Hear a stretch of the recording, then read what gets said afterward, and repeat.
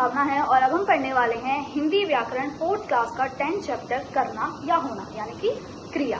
क्रिया क्या होती है? तो बच्चों, ये रूहान है या ये रूहान का घर है।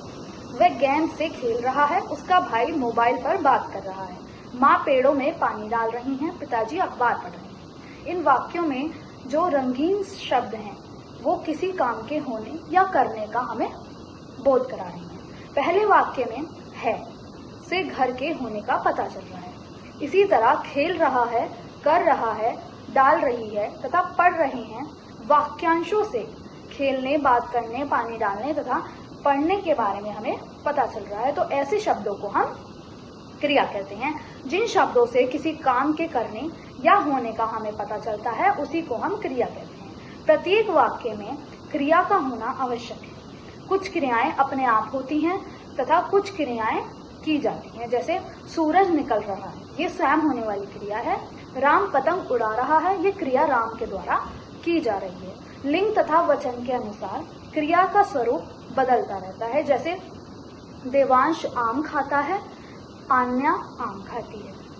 लड़का पतंग उड़ाता है, लड़के पतंग उड़ाते हैं। क्रिया के दो भेद होते हैं, एक होता है सकर्मक क्रिया और दूसरा होता है अकर्मक क्रिया।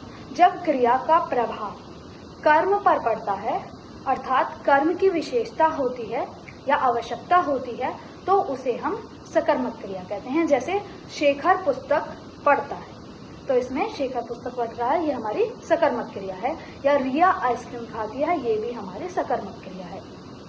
इन वाक्यों में पढ़ता है और क्रिया का प्रभाव पुस्तक पर पड़ रहा है, तो इसी प्रकार खाती है क्रिया का प्रभाव आइसक्रीम कर्म पर पड़ रहा है। ये हमारी सकर्मक क्रियाएं हैं। पढ़ना, लिखना, खाना पीना आदि सभी क्रियाएं हमारी सकर्मक क्रिया होती हैं। अब जानेंगे कि अकर्मक क्रिया क्या होती है। जब क्रिया का प्रभाव सीधे कर्ता पर पड़ता है, अर्थात कर्म की आवश्यकता नहीं होती, तो उसको हम अकर्मक क्रिया कहते हैं। जैसे श्वेता हंस रही है, बच्चे दौड़ रहे हैं। यहाँ पे हंस रही है और दौड़ रही है, क्रिया का प्रभाव सीधे कर्ता पर पड़ता है, अतः ये अकर्मक क्रियाएं हैं। अकर्मक क्रियाओं के साथ कर्म की आवश्यकता नहीं होती, जैसे कि रोना, हंसना, सोना, उठना, बैठना, भौंकना, डरना, तैरना, उड़ना आदि, ये सभी हमारी अकर्मक क्रिया होती हैं। आइए मैं आपको और पहचान कराती हूँ सकर्मक और अकर्मक क्रिया की। ये क्रिया के साथ क्या व किसे प्रश्नवाचक शब्द लगाकर प्रश्न करने का उचित स्तर मिलता है, तो क्रिया सकर्मक होती है। यदि क्या व किसने आदि शब्द लगाकर प्रश्न पूछने पर उचित नहीं बनता, तो वह हमारी अकर्मक क्रिया होती है। जैसे प्रश्न मैं आपको बताती हूँ, अंकित ने क्या गाया? उत्तर बना गीत। ये हमारी सकर्मक क्रिया है कि अंकित ने गीत गाया। अब ये देखो, घोड़ा भाग रहा था। प्रश्न बनेगा, घोड़ा क्या भाग रहा था?